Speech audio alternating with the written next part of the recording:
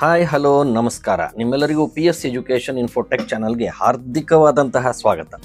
ಸ್ನೇಹಿತರೆ ಹಾಗೂ ನನ್ನ ಮೆಚ್ಚಿನ ವಿದ್ಯಾರ್ಥಿಗಳೇ, ಪದವಿ ಪೂರ್ವ ಶಿಕ್ಷಣ ಇಲಾಖೆ ಇವತ್ತು ಒಂದು ಸುತ್ತೋಲೆಯನ್ನು ಬಿಡುಗಡೆ ಮಾಡಿದೆ. ಅದು SSLC ಮತ್ತು ಪ್ರಥಮ PUC ವಿದ್ಯಾರ್ಥಿಗಳಿಗೆ ಮಾತ್ರ ಸೀಮಿತವಾಗಿರುವಂಥದ್ದು. SSLC ಹಾಗೂ ಪ್ರಥಮ PUC ವಿದ್ಯಾರ್ಥಿಗಳು ಈ ಒಂದು ಅಂಶವನ್ನು ಗಮನಿಸಬೇಕು. 2025-26ನೇ ಸಾಲಿನ ಶೈಕ್ಷಣಿಕ ಅವಧಿಯನ್ನು ನಿಗದಿಪಡಿಸಲಾಗಿದೆ. ಅಂದರೆ ಅಕಾಡೆಮಿಕ್ ಇಯರನ್ನು ನಿಗದಿಪಡಿಸಲಾಗಿದೆ. ಯಾವ ಸಂದರ್ಭದಲ್ಲಿ ಶೈಕ್ಷಣಿಕ ವರ್ಷ ಪ್ರಾರಂಭ ಆಗುತ್ತೆ ಮತ್ತು ಮಧ್ಯಂತರದ ಅವಧಿ ಯಾವುದು, ನಂತರ ವಾರ್ಷಿಕ ಪರೀಕ್ಷೆಯ ಅವಧಿ ಯಾವುದು ಅನ್ನೋದನ್ನು ಇವತ್ತು ಪದವಿ ಪೂರ್ವ ಶಿಕ್ಷಣ ಇಲಾಖೆ ಒಂದು ಸುತ್ತೋಲೆಯ ಮೂಲಕ ಬಿಡುಗಡೆ ಮಾಡಿದೆ. ಹಾಗೂ ಆ ವೇಳಾಪಟ್ಟಿಯನ್ನು ಕೂಡ ಬಿಡುಗಡೆ ಮಾಡಿದ್ದು, ದಾಖಲಾತಿ ಯಾವಾಗ ಪ್ರಾರಂಭ ಆಗುತ್ತೆ ಮತ್ತು ಕ್ಲಾಸ್ಗಳು ಯಾವಾಗ ಪ್ರಾರಂಭ ಆಗುತ್ತೆ ಅನ್ನೋದನ್ನು ಈ ಒಂದು ಸುತ್ತೋಲೆ ಪ್ರಕಾರ ಬಂದಿದೆ. ಇದ್ರ ಪ್ರಕಾರ 2025-26ನೇ ಸಾಲಿನ ಶೈಕ್ಷಣಿಕ ಅವಧಿಯನ್ನು ನಾವು ನೋಡಿದಾಗ ಮೊದಲನೇ ಅವಧಿ ಅಂದರೆ 25-26ನೇ ಸಾಲಿನ ಅಕಾಡೆಮಿಕ್ ಇಯರ್ ಪ್ರಾರಂಭವಾಗುವಂತಹ ದಿನ ಯಾವುದು ಅಂದರೆ 2/6/2025ರಿಂದ 21/9/2025ರವರೆಗೆ ಇದು ಮೊದಲ ಅವಧಿ.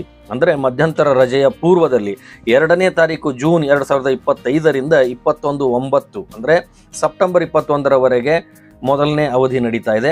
ಮುಂದೆ ಸೆಪ್ಟೆಂಬರ್ 22ರಿಂದ 7ನೇ ತಾರೀಕಿನವರೆಗೆ ಅಂದರೆ ಅಕ್ಟೋಬರ್ 7ನೇ ತಾರೀಕಿನವರೆಗೆ ಮಧ್ಯಂತರ ರಜೆ ಇರ್ತಾ ಇದೆ. ಮುಂದೆ ಎರಡನೇ ಅವಧಿ ಅಕ್ಟೋಬರ್ 8ರಿಂದ ಪ್ರಾರಂಭ ಆಗ್ತಾ ಇದೆ. 2025ರ ಅಕ್ಟೋಬರ್ 8ರಿಂದ ಪ್ರಾರಂಭ ಆಗ್ತಾ ಇದೆ ಮತ್ತು 31/3/2026ರವರೆಗೆ ಇರ್ತಾ ಇದೆ.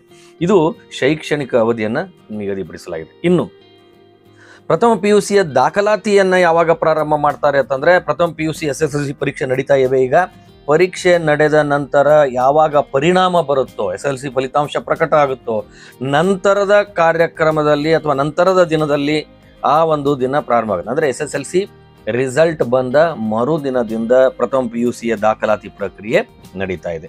ಇನ್ನು ದ್ವಿತೀಯ PUC ದಾಖಲಾತಿ ಅಂದರೆ ಆಲ್ರೆಡಿ ಪ್ರಥಮ PUC ಪರೀಕ್ಷೆಗಳು ಮುಕ್ತಾಯದ ಹಂತದಲ್ಲಿದ್ದು ಕೆಲವೊಂದು ಕಡೆ ಮುಕ್ತಾಯವೂ ಕೂಡ ಆಗಿವೆ.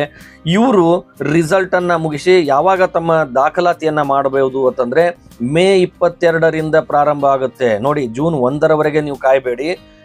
ಮೇ 22, 2025ರಿಂದಲೇ ದ್ವಿತೀಯ PUCಯ ದಾಖಲಾತಿ ಪ್ರಕ್ರಿಯೆ ಪ್ರಾರಂಭ ಆಗ್ತಾ ಇದೆ.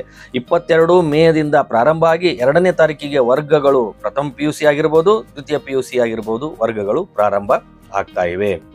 ಇನ್ನು ಮಧ್ಯಂತರ ರಜೆ ಆಗಲೇ ನಾನು ಹೇಳಿದಂತೆ 22/9/2025ರಿಂದ ಅಂದರೆ ಸೆಪ್ಟೆಂಬರ್ 22ರಿಂದ 7/10/2025ರವರೆಗೆ ಅಕ್ಟೋಬರ್ 7ರವರೆಗೆ ಮಧ್ಯಂತರ ರಜೆ ನೀಡಲಾಗಿದೆ. ಇನ್ನು ಕೊನೆಯ ನಿರತ ದಿನ ಅಂದರೆ ಅಕಾಡೆಮಿಕ್ ಇಯರ್ ಲಾಸ್ಟ್ ಡೇ ಅಂತಂದರೆ ನೆಕ್ಸ್ಟ್ ಇಯರ್ದು 31/3/2026. ಬೇಸಿಗೆ ರಜೆ ಯಾವಾಗ ಪ್ರಾರಂಭ ಆಗುತ್ತೆ ಅಂದರೆ 1/4/2026ರಿಂದ ಪ್ರಾರಂಭ ಆಗುತ್ತೆ. ಇದು ವೇಳಾಪಟ್ಟಿ ನಿಗದಿ. ಇನ್ನು ದಾಖಲಾತಿ ವೇಳಾಪಟ್ಟಿಯನ್ನು ಆಲ್ರೆಡಿ ನಿಮಗೆ ನಾನು ಹೇಳ್ತಾ ಇದ್ದೇನೆ.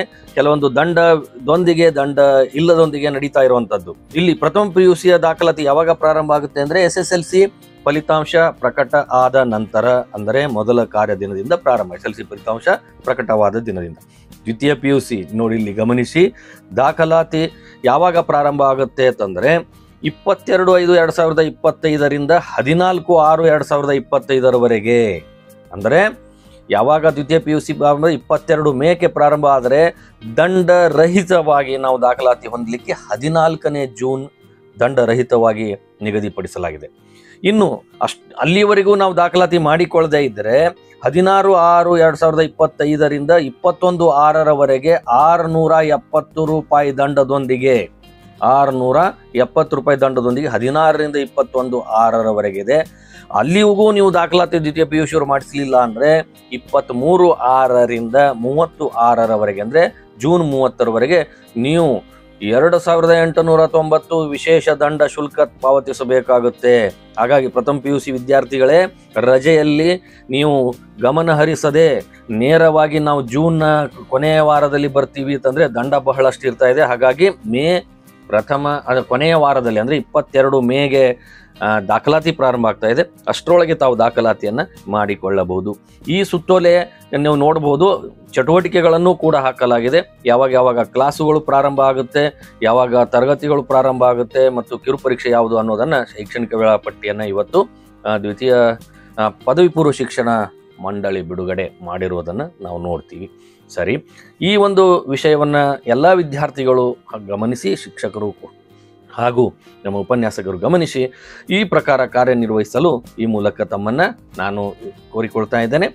ಎಲ್ಲರಿಗೂ ಈ ಒಂದು ಮಾಹಿತಿಯನ್ನು ದೊರಕಿಸಿದ ಕಾರಣ, ಈ ಮಾಹಿತಿಯ ನಿಮಗೆ ತಲುಪಿದ ಕಾರಣ, ತಮಗೆ ಈ ಒಂದು ವಿಡಿಯೋ ಇಷ್ಟ ಆದಲ್ಲಿ ದಯವಿಟ್ಟು ಲೈಕ್ ಬಟನ್ ಒತ್ತಿ ಹಾಗೂ ಈ ಚಾನಲನ್ನು ಸಬ್ಸ್ಕ್ರೈಬ್ ಮಾಡಿ.